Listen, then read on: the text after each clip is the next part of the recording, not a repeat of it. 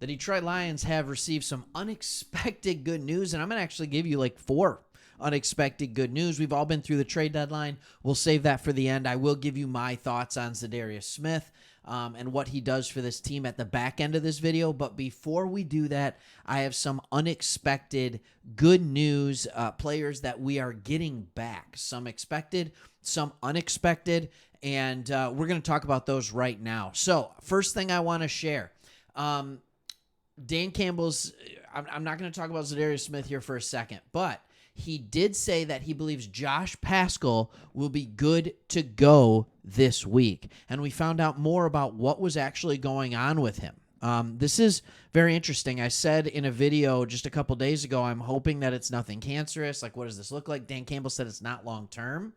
And here's what Pascal's saying coming off of the injury scare or the health issue. He said, yeah, it was definitely frustrating, especially with past injuries and stuff, Pascal said in the locker room. And this wasn't something I could prevent, of course, with it not being a physical football type injury. It was difficult, but I'm glad to be back now. And I'm ready to get after it this week in practice and set myself up for a big game on Sunday. Here's what happened. They found a little small mass in his left shoulder. That's what he said. I found a little small mass in my shoulder. I don't know if it was left. I don't know why I said left. It was in those annual checkups, and I just had to deal with that. It was nothing cancerous, thankfully. Praise God for that. I was hoping just to be out for a week, but it was something you could really bounce back from in a week, so it just took 2. I'm thankful to be back now and able to help this team. This is awesome. First off, echo what he says. Praise God, it's not cancerous. That is fantastic. The fact that he was able to get that taken care of, it's not some weird illness like mono, something like that. Maybe it did have something to do with what was going on with his arm and everything that was happening there. He kept going, like looking at his arm in the last game that he played. So we get him back. That is a boost to our defensive line. And by the way, what's really nice is we saw that Paschal could be effective. We saw a level of effectiveness with Josh Paschal when Aiden Hutchinson was in the lineup. And then all of a sudden when Aiden Hutchinson wasn't in the lineup anymore, you saw him have to do more. And it's like, oh, is he really built for that? I don't know. But he is a decent depth piece secondary guy, and bringing in Zadarius Smith actually helps with that. So I said I'd get to Zadarius Smith. Before I do that, there's another unexpected surprise, and this one's kind of different, and it's that we have Brian Branch back. We have him back for this game. He was ejected in the last game. Let me know in the comments if you feel that was a fair ejection. Leading with your shoulder apparently isn't allowed anymore. No, I don't think he should have been ejected for that, and it's not just Lions fans that are saying that. I think there is something to the when you play a primetime game, which is either America's Game of the Week, Sunday night, Thursday night, Monday night, the refs are a little quicker to do some of these things because there's more of a national spotlight on the game. I think that's a real thing to be had, and I think Dan Campbell even talked about that. But we get him back. And what was really good to see in that, and I think what made me the happiest on all this was to see what our lineup looked like without Brian Branch in there. That was kind of the unexpected surprise that we got to see because I didn't think Brandon Joseph played a terrible game. I really don't. Now, you know, whatever, you can say whatever you want with it, but I didn't notice any grave mistakes when it came to Brandon Joseph in this game.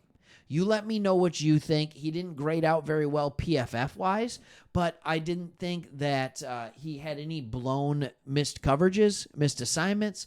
I don't think that I thought he tackled well, which is something he's shown he can do, but it was just nice to see a guy that really was unproven, and we didn't have Iffy because he's still out with these Achilles things. So it's nice to see that we have depth in the back end that at least doesn't become a serious concern for us when a starter goes out. But now we get to have Brian Branch back, and you're not a guy like him and don't hold a grudge. He is absolutely holding a grudge. You saw the way he came out gangbusters his rookie year because of how angry he was that he dropped to us. Not that he was mad that he went to us, but he was mad that he dropped that far in the draft. With something like this, he's going to be out to prove how good he is, and you will have a limited Houston Texans team that likely will not have, I don't think they will have Nico Collins, and they're without Stephon Diggs for the rest of the year, so that kind of has that surprise, and it's unexpected, like, all right, we didn't expect him to be out, but now he's back, and he's good to go, and he will be even more rested, which is nice, because we're playing a Texans team that played Thursday night, so they get a few extra days rest as compared to us. All right, the next one, J-Mo. Unexpected surprise. Well, we didn't expect him to get suspended. So let's hope that he doesn't get any further suspension. I haven't heard anything further on the gun situation, so that would lead me to believe that he likely will be playing this weekend and in the future. They are planning on him playing. This changes our offense. We have been so good defensively and special teams, and we had the weather in Green Bay, that we have not had to sling it all around the field. I don't think you beat the Houston Texans being as one-dimensional. It will be really nice to be able to have don't get me wrong, we'll still have a good passing game, whether he plays or not.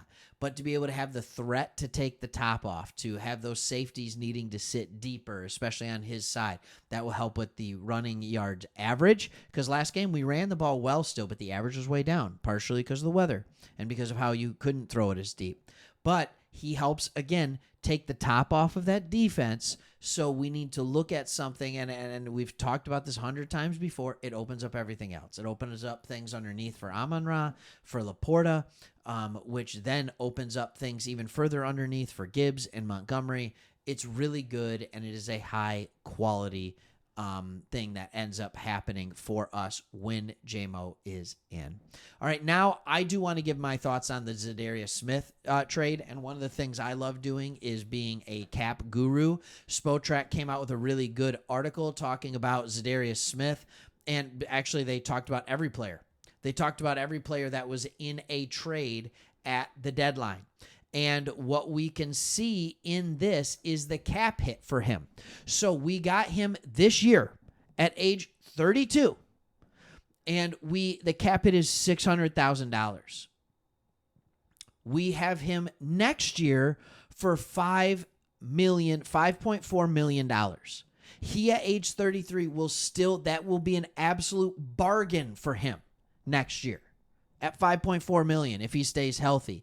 The Cleveland Browns, on the other hand, their cap hit this year for him was $4.6 million, and next year it is $14.2. This is why you want to trade to get the player, not to give the player up. Right? They probably were going to end up getting an out on him. I don't know if they were going to release him or what, but they decided a 5th and 6th round pick were worth also giving up a 7th round pick to get Zadarius Smith. This is a good move for the Lions. And what this does is it allows our depth to look a lot better, right? You bring Pascal back to a starting role opposite, or at times it'll be Onwuzurike. It allows you to have more depth on the interior because McNeil, Onwuzurike, Reeder can rotate on the interior and they don't need to use them on the outside because you have Smith and you have Pascal.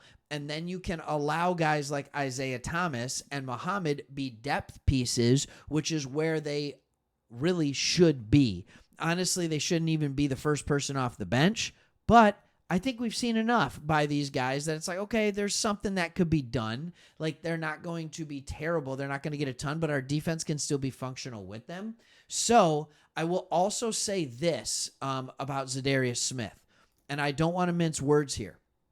All right, Zadarius Smith was very good.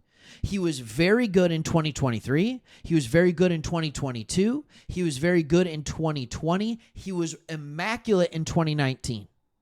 All right, this year he has been still very effective.